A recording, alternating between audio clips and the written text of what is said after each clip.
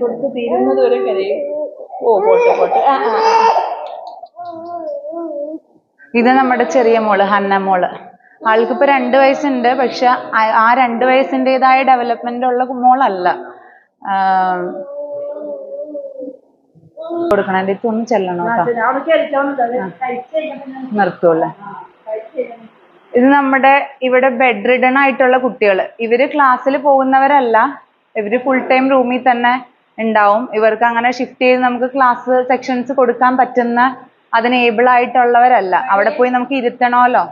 അങ്ങനെ. അമ്പാടി,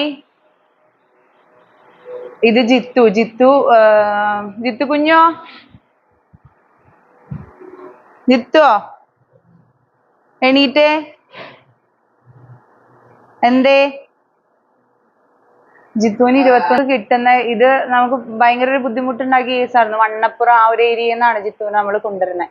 പക്ഷെ ആളെ സെക്കൻഡ് പേരൻസ് ആണ് ആളെ ആട്ടിൻകൂട്ടിൽ ഇട്ടേക്കായിരുന്നു. നമ്മൾ ചെന്ന ആളെ എടുക്കുന്ന ടൈമിൽ ഒരു സൈഡിലൊക്കെ ചെതല് പിടിച്ചിട്ട് ഇങ്ങനെ ചെറിയ ചെറിയ ഹോളുകളൊക്കെ വന്ന് മണ്ണൊക്കെ ഭക്ഷിച്ച് അങ്ങനത്തെ ഒരു അവസ്ഥയിലായിരുന്നു ജിത്തു. പിന്നെ ഇവിടെ വന്ന് നമ്മൾ ഫിസിയോതെറാപ്പി ഒക്കെ കൊടുത്തു നോക്കി. പക്ഷെ ആൾക്ക് ഇപ്പൊ കണ്ടിന്യൂസ് ഫിക്സ് സീഷർ വരും. അപ്പോൾ അങ്ങനെ വന്നു കഴിയുമ്പോൾ പിന്നെ ഫിസിയോതെറാപ്പി കൊടുക്കണ്ട എന്നാ എന്തേ കൊടുക്കണ്ട എന്ന് പറഞ്ഞിട്ട് നമ്മൾ അങ്ങനെ ഫിസിയോ സ്റ്റോപ്പ് ചെയ്തു. ഇപ്പൊ നിലവിൽ അവന് വേറെ സെക്ഷൻസ് ഒന്നും കൊടുക്കുന്നില്ല.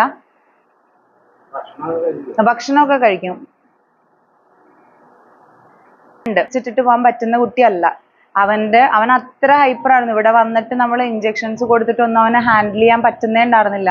നമ്മളൊരു റൂം കൊടുത്തു. റൂമിലെ വാഷ് ബേസിൻ അടക്കം ടോയ്ലറ്റ് അടക്കം ഒക്കെ അവൻ ഇടിച്ച് പൊട്ടിച്ച് ലോക്കൊക്കെ കളഞ്ഞു. അങ്ങനെ ഭയങ്കര സിവിയർ കേസായിരുന്നു. സൈക്യാട്രിക് ഇഷ്യൂ ഉള്ള കുട്ടിയാണ്. പക്ഷെ അവൻ ഇവിടെ വന്നു ഒരു 6 മാസത്തെ ട്രീറ്റ്മെന്റ് കഴിഞ്ഞപ്പോഴത്തേക്ക് നോർമൽ കുട്ടിയായി. ഇപ്പൊ ഇവിടെ വേറെ ഒരു കുഴപ്പമില്ല. പക്ഷെ അവനെ നമ്മൾ എടുത്തിട്ട് വരുന്ന ടൈമിൽ ഇതുപോലെ അവൻ ഡ്രസ്സൊന്നും ഇടില്ലായിരുന്നു. ഈ മൃഗങ്ങൾക്കൊക്കെ ഭക്ഷണം കൊടുക്കണ പോലെ ഒരു പാത്രത്തിൽ അമ്മ ജോലിക്ക് പോകുമ്പോൾ, അമ്മയ്ക്കും നിവർത്തികേടുള്ള ആളാണ്, ജോലിക്ക് പോകുമ്പോൾ ഇവിടെ ഭക്ഷണം ഇട്ട് കൊടുക്കും.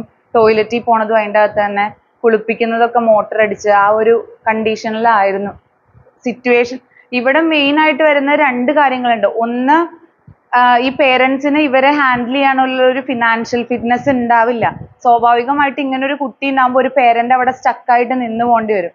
അപ്പൊ എന്താന്ന് വെച്ചാൽ ഇവർക്ക് ജോലിക്ക് പോകണമെങ്കിൽ തന്നെയും ഇവനെ ഒരു പ്രോപ്പർ ആയിട്ടുള്ള ഒരു സ്ഥലത്ത് ഏൽപ്പിക്കേണ്ടി വരും.